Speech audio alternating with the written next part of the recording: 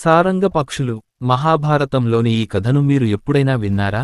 వినకపోతే తప్పక ఇది చదవండి. పురాణాల్లో కొన్ని కథల్లో కొన్ని పక్షులు, జంతువులు మనుషుల్లాగే మాట్లాడుతుంటాయి. అంతేకాదు కొన్నిసార్లు మేలుచేసే సూచనలు ఇస్తాయి. మరికొన్నిసార్లు వేదాంతపరమైన భాషణలు కూడా చేస్తుంటాయి. పురాణాల్లో ఉన్న ఈ అద్భుత కథలు వింటానికి ఉత్సాహంగా కూడా ఉంటాయి. పక్షులు, జంతువులు మాట్లాడే కథలు చిన్న పిల్లలకు చాలా ఇష్టం. కానీ పురాణాలు మాత్రం పెద్దవారు చదవటానికి నిర్దేశించబడ్డాయి. అవి వారికే అర్థమవుతాయి. అలా మాట్లాడే పక్షులకు, జంతువులకు ఒక నేపథ్యం, గత చరిత్ర ఉంటాయి.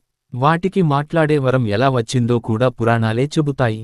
సాధారణంగా అవి పూర్వజన్మలో మనుష్య జన్మ పొంది ఉండొచ్చు. ఉదాహరణకు ఒక జింక పూర్వజన్మలో ఋషి అయి ఉండొచ్చు. అలానే ఒక నక్క పూర్వజన్మలో రాజు అయి ఉండొచ్చు.